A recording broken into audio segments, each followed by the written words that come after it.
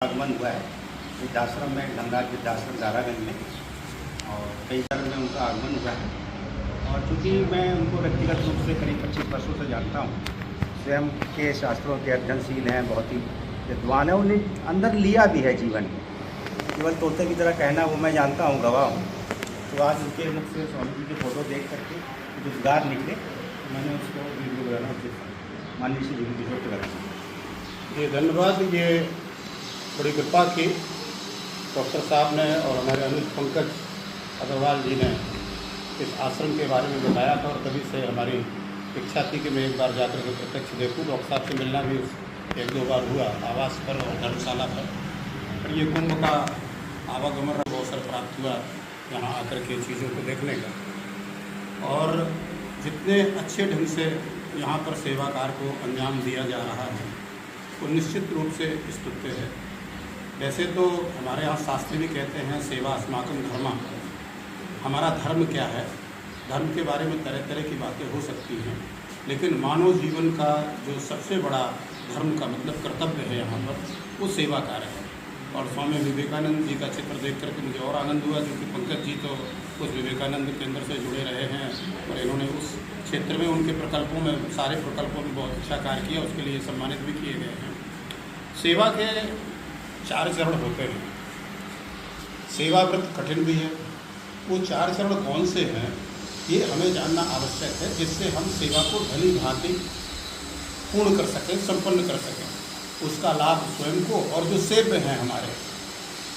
और मानस में तो तुलसीदास जी ने बड़े भाव आ रहे हैं अचानक, उन्होंने कहा कि सेवक सेव्य भाव बिन भव न तरिए उर्गार, यानी इस भवसागर, इस संसार से को पार पाना है तो हमें सेवक और सेव्य का भाव रखना पड़ेगा।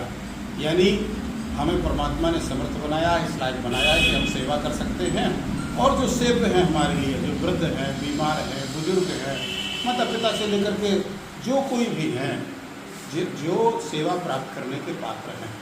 और इसका भाव, तो भाव क्या है? भाव के मैंने बताया कि सेवा के 4 चरण होते हैं। एक तो होता है समता, यानी जिस सेवा कार्य में हम लगे हैं उसमें जितने लोग हैं उनके प्रति एक समानता का भाव रहे। कभी ये प्रतीत ना हो कि ये हम पर आश्रित हैं, ये हमारे जैसे ही हैं, उनकी आयु कुछ हो सकती है, उनकी शारीरिक दशा कुछ भी हो सकती है। यानी जब हम उनको अपने से जोड़ लेंगे तो तभी इस तरह से समत्व का भाव आएगा। तो कृष्ण ने गीता में कहा कि समत्वम योग उच्यते, तो इस प्रकार से ये अपने आप में एक योग बन जाएगा। दूसरा विनम्रता, ये 4 चरण है सेवा के। समता पहला, दूसरा विनम्रता। सेवा के दौरान हमारा अत्यंत विनम्र भाव बने रहना आवश्यक है, जिससे हम जिन लोगों की सेवा करते हैं उनके मन में कभी कोई ऐसा भाव विपरीत ना आए कि ये तो हमारी सेवा बिना मन से कर रहे हैं या बोझ समझ के कर रहे हैं, इस तरह का। तो उसके लिए विनम्रता का भाव आवश्यक है।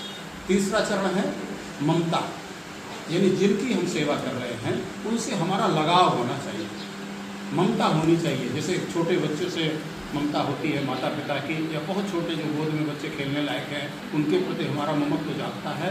तो इस प्रकार का हमारा भाव उन लोगों के प्रति होना चाहिए। तो पहला हो गया समता, दूसरा हो गया नम्रता, तीसरा हो गया ममता, और चौथा हो गया क्षमता। क्षमता का तात्पर्य है कि बहुत लोग हैं जो सीधे शरीर से आकर के सेवा नहीं कर सकते हैं, तो उनकी क्षमता क्या है, परमात्मा ने उनको क्या क्षमता प्रदान की है।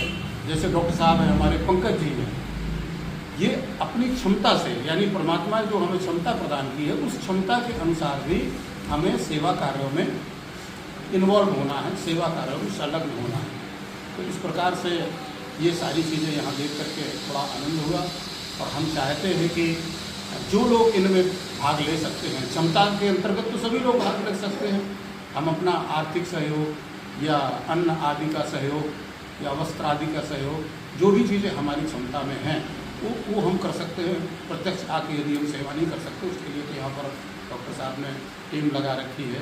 और क्या नाम है अपने बच्चे का जो है, ये जो पूरी तरह से समर्पित हैं, इसके लिए जो है ये शुभम जी हैं। हाँ, हमारे शुभम हैं जो वीरेंद्र जी हैं, एकदम वीरेंद्र जी हैं। शुभम, और शुभम एकदम नौयवन बच्चा है, 21 वर्ष की आयु है इसकी, और पूरे दिन सुबह से शाम तक जो है यहाँ जो लोग रुके हुए हैं, देव स्वरूप, ये सब देव स्वरूप हैं, जिनकी हम लोग सेवा करते हैं। मंदिर में हम भगवान की सेवा ही तो करते हैं।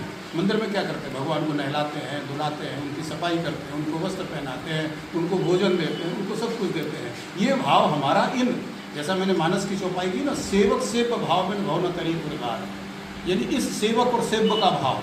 तो जैसे मंदिर में हमारा वो सेवा कार्य है, उसे हम भक्ति के रूप में देखते हैं, तो ये भी हमारी भक्ति है, क्योंकि ये सब जो है ईश्वरा सर्वभूतानां हृदय से तिष्ठति अर्जुन, भगवान स्वयं कहते हैं कि ईश्वर सभी प्राणियों के हृदय में है।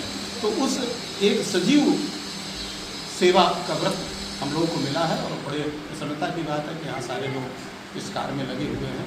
और हम आह्वान करेंगे कि जितने भी जो भी समर्थ लोग हैं, जिनको यहाँ की सूचना किसी भी माध्यम से, सोशल मीडिया से या माउथ टू माउथ जैसे भी मिलती है, उन्हें ज़रूर इस सेवा कार्य में सहभागी बनना चाहिए।